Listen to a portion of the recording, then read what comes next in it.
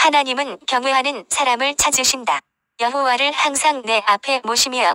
시편 16편 8절 내가 여호와를 항상 내 앞에 모시며 그가 나의 오른쪽에 계심으로 내가 흔들리지 아니하리로다. 9절 이러므로 나의 마음이 기쁘고 나의 영도 즐거워하며 내 육체도 안전히 살리니. 10절 이는 주께서 내 영혼을 스올에 버리지 아니하시며 주의 거룩한 자를 멸망시키지 않으실 것임이니이다. 11절 주께서 생명의 길을 내게 보이시리니 주의 앞에는 충만한 기쁨이 있고 주의 오른쪽에는 영원한 즐거움이 있나이다. 살면서 두려움이 찾아올 때가 있다. 두려움은 하나님을 의식하지 못함으로 일어나는 감정이다. 두려움에 사로잡히면 아무것도 할 수 없다. 다람쥐가 삭팽이를 피하여 나무로 올라갔다. 그런데 나무에 올라간 다람쥐가 삭팽이와 눈을 맞추는 순간 부들부들 떨다가 결국 땅에 떨어져 잡아먹힌다. 두려움에 사로잡히면 그 상황에서 벗어날 수가 없다. 두려움으로 상황과 현실을 바라보면 해결점을 찾을 수가 없다. 홍해 앞에서 이스라엘 백성들은 두려움에 떨었다. 그러나 모세는 하나님을 바라보았기에 기적을 일으킬 수 있었다. 하나님의 구원의 손길을 기대하고 하나님을 바라보라. 기도는 하나님을 바라보는 것이다. 언제 기도하는가? 언제 숨을 쉬는가? 기도가 영적인 호흡이라고 한다면 기도는 멈출 수가 없다. 그래서 쉬지 말고 기도하라는 말씀이 있다. 무슨 말인가? 당연히 항상 기도하라는 말이다. 이 말은 늘 하나님을 의식하며 살아라는 말과 같다. 아침에 일어나면 무엇을 먼저 찾는가? 아름다운 모습을 보게 될 때 무슨 생각부터 하게 되는가? 맛있는 음식을 먹게 될 때 무슨 생각부터 하게 되는가? 적금을 탔을 때, 때로는 부주의로 실수하고 범죄했을 때에도 하나님이 먼저 떠오르고 하나님께 기도하고 감사하고 용서를 구할 수 있다면 그는 늘 하나님을 구하며 사는 사람이다. 하나님을 가까이 함이 복이다. 시편 73편 28절 하나님께 가까이 함이 내게 복이라. 19세기 네덜란드가 낳은 최고의 신학자이자 정치가였던 아브라함 카이퍼는 이 시편의 짧은 구절을 늘 묵상하며 한평생을 살았다고 고백했다. 한 지역 교회의 목사로서, 신학자로서, 국회의원으로서, 교수로서, 대학교 설립자로서, 네덜란드 수상으로서 그 누구보다 바쁜 일생을 살았던 그는 늘 이 말씀을 가까이 하였다고 한다. 도저히 한 사람이 감당했다고는 믿기 힘들 만큼 사역이 바빴음에도 불구하고 늘 하나님을 가까이 하는 것을 삶의 가장 우선순위에 두었던 것이다. 오히려 그는 하나님에게 더욱 가까이 다가가고자 했기에 자신이 많은 사역들을 능히 감당할 수 있었다고 고백하였다. 이 글을 보면 나 스스로가 하나님을 얼마나 가까이 하고 있는지 생각해 보는 계기가 된다. 그런데 우리가 먼저 깨달아야 할 것이 있다. 그것은 내가 하나님을 가까이 하기도 전에 하나님이 먼저 나를 찾아주셨다는 사실이다. 하나님이 이 부족하고 연약하고 미천한 자를 찾아오셨다는 것이다. 아무 공로도 없는 나를 하나님이 택하여 주시고 자녀 삼아 주셨다. 주님께서 자기 생명을 아끼지 아니하시고 사랑을 베풀어 주셨다는 사실이 얼마나 은혜가 되고 큰 위로와 힘이 되는지 모른다. 1. 여호와를 항상 모시고 사는 삶. 1517년 종교개혁을 할 당시 5가지 슬로건이 있었다. 오직 성경, 오직 그리스도, 오직 은혜, 오직 믿음, 그리고 오직 하나님께 영광이었다. 그런데 이 5가지 핵심 슬로건의 기초가 바로 코람데오였다. 코람데오는 라틴어로 하나님 앞에서 라는 뜻이다. 종교개혁자들은 사람 앞에 잘 보이고 세상 앞에 명예롭게 잘 살기보다 힘들고 어려워도 오직 하나님 앞에서 의롭고 선한 삶을 살기를 원했다. 종교개혁자뿐만 아니라 하나님의 사람들은 한결같이 하나님 앞에서의 자신을 의식하며 살고자 한다. 다윗 역시 코람데오의 삶을 살았다. 시편 16편 8절 내가 여호와를 항상 내 앞에 모시며. 다윗은 자신이 여호와를 항상 그 앞에 모시고 살았다고 말한다. 하나님은 영이심으로 우리의 눈으로 볼 수 없고 손으로 만질 수도 없다. 그런데 보이지 않는 하나님을 눈에 보이는 것처럼 모시고 살았다고 말한다. 무슨 말인가? 하나님의 존재를 의식하며 하나님의 임재 속에 살았다는 것이다. 이는 곧 하나님을 경외하며 살았다는 것이다. 1. 하나님을 내 앞에 모시고 살았다는 것은 단순히 하나님의 존재를 인식하고 의식하는 정도가 아니다. 내 앞에 계신 하나님과 인격적인 교제를 나누었다는 것을 뜻한다. 끊임없이 대화를 나누고 질문을 던지고 그분 앞에 엎드려 기도하고 그분 앞에서 찬양 드리는 것을 말한다. 사람과의 관계도 마찬가지이다. 부모님을 모시고 산다는 것은 부모님과 함께 식사도 하고 일상의 삶을 나누기도 하고 때로는 결정해야 할 여러 문제들에 대해 부모님의 생각을 묻기도 하는 것이다. 이처럼 하나님을 내 앞에 모시고 산다는 것은 주님과 식탁의 교제를 나누는 것이다. 왜 예수님이 우리 안에 들어오셨는가? 요한계시록 3장 20절 볼지어다 내가 문 밖에 서서 두드리노니 누구든지 내 음성을 듣고 문을 열면 내가 그에게로 들어가 그와 더불어 먹고 그는 나와 더불어 먹으리라. 우리와 더불어 먹기 위해서이다. 함께 식사한다는 것은 가까운 사람들이 보다 친밀한 교제를 하기 위해서이다. 주님이 우리와 친밀한 관계, 친밀한 사귐을 위해 우리 가운데 오셨다. 다윗은 하나님과 많은 대화를 나누었다. 수없이 많은 질문을 던졌다. 블레셋이 쳐들어오면 이 전쟁이 하나님에게 속한 것인지를 물었다. 언제 어떻게 나가서 싸워야 할지를 물었다. 그리고 그 앞에서 하나님을 찬양하였다. 이것이 바로 하나님을 내 앞에 모시며 사는 삶이다. 하나님을 내 앞에 모시고 산다는 것은 단순히 하나님의 존재를 인식하고 의식하며 사는 것이 아니다. 내 앞에 계신 하나님과 인격적인 교제를 나누며 사는 것이다. 이 다윗은 내 앞에 계신 하나님이 또한 더 나아가 내 우편에 계신다고 말한다. 내 앞에 계신 하나님은 자상하고 친밀하신 하나님을 강조하기 위함이고 내 우편에 계신 하나님은 연약한 하나님이 아닌 나를 보호하고 구원해 내시는 전능하신 하나님을 강조하기 위함이다. 성경에서 우편, 곧 오른쪽은 언제나 힘과 능력을 상징한다. 그러므로 내 앞에 계신 하나님은 나의 머리털까지 세신 바 되시며 나의 작은 신음을 들으시고 응답하시는 자상하고 친밀하신 하나님이시다.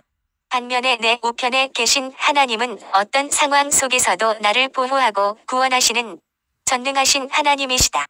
홍해를 가르시고 풀무불 속에서도 구원하시고 사자굴과 모래폭풍 속에서도 보호하고 구원해 내시는 하나님이 바로 우리 우편에 계신 하나님이시다. 영국 크리스천 포스트지는 2016년 10월 2일 예수님이 새로운 회심자들을 무슬림의 공격으로부터 모래폭풍으로 보호하셨다는 소식을 전했다. 보도에 의하면 한 선교단체가 이슬람에서 회심한 24명의 그리스도인에게 세례를 준 후 세례받은 사람들을 포함한 50명이 버스를 타고 이동하는 중 이들을 뒤따르던 IS 대원들의 총격을 받았다고 한다. 나중에 회심한 하룬이라는 이름의 IS 대원에 의하면 그들은 중동 지역의 어딘가에서 그리스도인들이 세례식을 진행할 예정이니 뒤따라가서 발견되는 즉시 모든 그리스도인을 살해하라는 지시를 받았다고 한다. 그런데 그들이 도착했을 때 세례식은 이미 끝났고 그리스도인들은 버스에 올라타 교회로 돌아가던 중이었다. 그들은 무장을 한 채 총을 쏘며 그리스도인들을 뒤쫓았다. 그런데 갑자기 어딘가에서 모래폭풍이 일어나 한 채 앞을 볼 수 없게 되어 차량을 멈춰 세우고는 모래폭풍 속에서 계속해서 총질을 가했다. 그러던 중 모래폭풍 사이를 불꽃 같은 눈빛을 가지신 예수님이 나타나 왜 너희는 나를 핍박하느냐 라고 말씀하셨다고 한다. 모래폭풍 속에서 예수님을 만난 16명의 IS 대원들은 예수님을 영접했고 자신의 삶을 예수님께 드렸다고 전하였다. 우리 우편에 계신 하나님은 모래폭풍 속에서도 보호하시고 구원하시는 전능하신 하나님이시다. 3. 다윗은 여호와를 항상 모시고 살았다고 말한다. 베들레헴에서 목동으로 양떼를 칠 때에도 하나님을 그 앞에 모시고 살았다. 그랬기에 사자와 곰이 나타나서 어린 양을 물어가면 따라가 그 입에서 새끼를 건져내고 어린 소년이었음에도 물맷돌을 갖고 골리앗을 향해 나아갈 수 있었다. 이는 앞에 계신 하나님이 골리앗보다 더 커 보였기 때문이다. 다윗은 자신을 죽이려는 사울 왕 때문에 때로는 토굴 속에서 때로는 광야에서 밤이슬을 맞으면서도 하나님을 노래할 수 있었던 것은 언제나 하나님을 모시고 살았기 때문이다. 이 당시의 다윗의 주옥 같은 노래들이 바로 시편에 기록되어 있다. 우리 또한 다윗처럼 주님을 항상 내 앞에 모시고 살아야 한다. 하나님을 경외하며 살아야 한다. 힘들고 어려울 때만이 아니라 문제가 해결되고 삶이 풍성해져도 변함없이 하나님을 모시고 살아야 한다. 하루를 시작하는 순간부터 잠자리에 들기까지 항상 하나님을 내 앞에 모시고 살아야 한다. 하나님을 의식하고 하나님과 대화를 나누며 살아야 한다. 4. 그러면 누가 하나님을 모시고 살 수 있는가? 모든 사람이 하나님을 모시며 살 수 있는 것은 아니다. 하나님과 관계를 맺은 사람만이 하나님을 그 앞에 모시며 살 수 있다. 그래서 다윗은 여호와 하나님을 나의 주님으로 고백한다. 시편 16편 2절 내가 여호와께 아뢰되 주는 나의 주님이시오니 주 밖에는 나의 복이 없다 하였나이다. 이는 주님이 내 인생의 주관자, 내 인생의 주권자이시다 라는 고백이다. 하나님을 그 앞에 모시고 인격적인 교제를 나눌 수 있는 사람은 하나님을 자신의 주인으로 고백할 수 있는 사람이다. 예수를 믿음으로 하나님을 자기 인생의 주권자로 고백할 수 있는 사람이 하나님을 그 앞에 모시고 살 수 있다. 2. 여호와를 그 앞에 모시고 사는 자가 누리는 축복. 첫째는 흔들리지 않는 삶이다. 시편 16편 8절 내가 여호와를 항상 내 앞에 모시며 그가 나의 오른쪽에 계심으로 내가 흔들리지 아니하리로다. 다윗이 언제 이 시를 썼는가? 1절을 보자. 시편 16편 1절 하나님이여 나를 지켜 주소서 내가 주께 피하나이다. 다윗은 자신을 죽이려는 자들에게 쫓기는 가운데 있었다. 많은 학자들은 다윗이 사울왕에게 쫓겨 다닐 때 이 시를 썼다고 한다. 다윗은 절대 권력을 가진 왕에게 쫓겨 다녔다. 사울왕은 많은 군사를 동원해서 끊임없이 다윗을 추격하였다. 더욱이 다윗은 홀로 숨어 지내는 것이 아니라 원통함을 가진 차, 빚진 자와 같은 400명 이상 되는 무리를 데리고 다니면서 숨어 지내야 했다. 그래서 어디로 가든지 금세 노출되기 쉽고 게다가 사울왕을 두려워하여 신고하는 자들도 있었다. 이처럼 다윗은 언제 잡혀 죽을지 모르는 삶을 살았다. 내일을 기약할 수 없었다. 그러니 하루하루가 얼마나 두려웠겠는가? 다윗은 누구보다도 파란만장한 인생을 산 사람이다. 목동 시절 아버지와 형제들에게 인정받지 못하는 존재였다. 사울왕에게 10년이 넘는 세월을 쫓겨 다녀야 했다. 왕이 된 후에도 수많은 전쟁을 치르며 죽음의 고비를 넘겼다. 한때는 우리아의 아내인 밧세바를 취함으로 살인죄와 간음죄를 지었다. 그리고 이로 인해 그 사이에 난 아들이 병들어 죽는 것도 목격했다.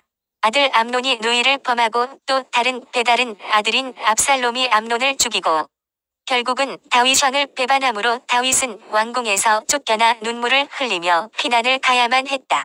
이렇게 파란만장한 삶을 살면서 많은 배신과 생명의 위협이 있었지만 다윗은 고백한다.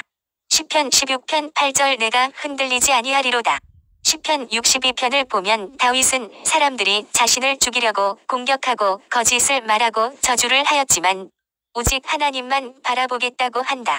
시편 62편 1절 나의 영혼이 잠잠히 하나님만 바라며 나의 구원이 그에게서 나오는도다.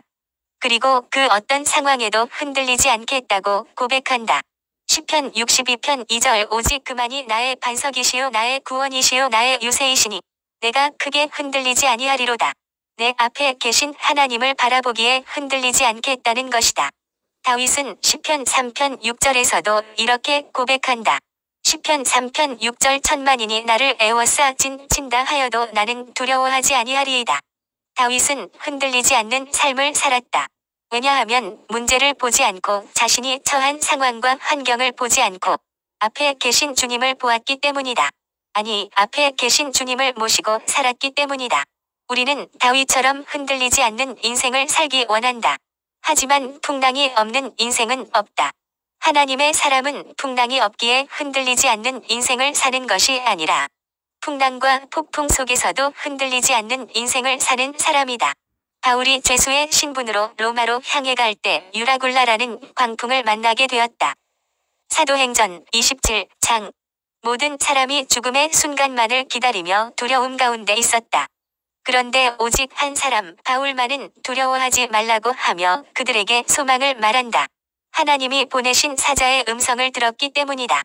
다른 사람들은 먹구름과 성난 파도만을 보았다. 하지만 바울은 폭풍 속에서도 함께 하시는 하나님을 보았다. 다른 사람들은 파도와 바람 소리만 들었다. 하지만 바울은 두려워하지 말라는 하나님의 음성을 들었다. 베드로도 보자. 바로 자기 앞에서 풍랑을 밟고 서 계신 주님을 보았을 때는 두려워하지 않고 물 위로 뛰어내려 주님께로 나아갈 수 있었다. 그런데 베드로가 앞에 계신 주님이 아닌 파도를 일으키는 바람을 보았을 때는 물 속에 빠지고 말았다. 하나님은 우리가 폭풍 속에서도 흔들리지 않는 인생을 살기를 바라신다. 문제와 사람이 아닌 우리 앞에 계신 주님을 바라볼 수 있다면, 그리고 그 주님의 음성을 들을 수가 있다면, 거친 파도가 우리를 향해 와도 주님과 함께 날아오르게 될 것이다. 둘째는 마음이 기쁘고 영도 즐거워하는 삶이다. 시편 16편 9절 이러므로 나의 마음이 기쁘고 나의 영도 즐거워하며 여호와를 그 앞에 모시고 사는 자가 누리는 두 번째 축복은 마음이 기쁘고 영도 즐거워한다는 것이다. 왜 하나님을 내 인생의 목전에 모시고 살면 나의 마음이 기쁘고 나의 영도 즐거워하는 것인가? 시편 16편 11절 주께서 생명의 길을 내게 보이시리니 주의 앞에는 충만한 기쁨이 있고 주의 오른쪽에는 영원한 즐거움이 있나이다. 그것은 주의 앞에는 충만한 기쁨이 있고 주의 오른쪽에는 영원한 즐거움이 있기 때문이다. 주님을 앞에 모시고 그 주님과 교제하면 주께 있는 충만한 기쁨과 영원한 즐거움이 내게 흘러올 수밖에 없는 것이다. 주님은 우리가 주님을 우리 앞에 모심으로써 주의 앞에 있는 충만한 기쁨과 주의 오른쪽에 있는 영원한 즐거움을 누리며 살기를 원하신다. 셋째는 육체도 안전히 살게 되는 삶이다. 시편 16편 9절 내 육체도 안전히 살리니 하나님을 그 앞에 모시고 사는 자는 육체도 안전히 살게 된다. 육체가 안전히 살게 된다는 것은 하나님이 나의 피난처가 되어 주신다는 말이다. 하나님이 인생의 피난처가 되어 주신다는 것은 힘들고 어려워서 이제 죽었다, 이제 끝났다고 생각하는 순간마다 하나님은 피할 길을 열어주신다는 말이다. 흔들리지 않는 삶을 살기 위해서는, 폭풍 속에서도 흔들리지 않는 삶을 살기 위해서는, 어떤 상황에서도 내 마음이 기쁘고 내 영이 즐거운 삶을 살기 위해서는, 그리고 하나님이 내 인생의 피난처가 되시는 삶을 살기 위해서는 여호와를 항상 그 앞에 모시고 살아야 한다. 하나님의 존재를 인식하고 의식하는 정도가 아니라 그분을 내 앞에 모시고 그분과 인격적인 교제를 나누며 살아야 한다.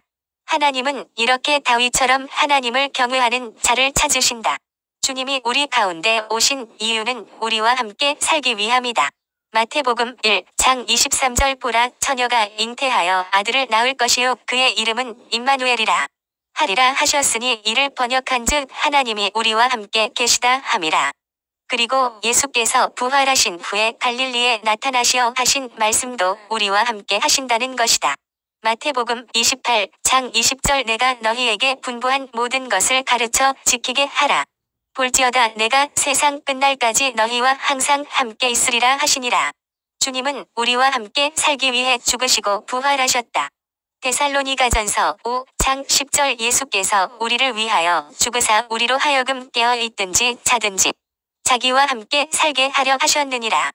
그리고 마침내 약속대로 성령을 보내시고 성령 안으로 오셔서 우리와 영원토록 함께 하신다. 요한복음 14장 18절 내가 너희를 고아와 같이 버려두지 아니하고 너희에게로 오리라. 19절 조금 있으면 세상은 다시 나를 보지 못할 것이로되 너희는 나를 보리니 이는 내가 살아있고 너희도 살아있겠음이라. 20절 그 날에는 내가 아버지 안에 너희가 내 안에 내가 너희 안에 있는 것을 너희가 알리라. 아멘.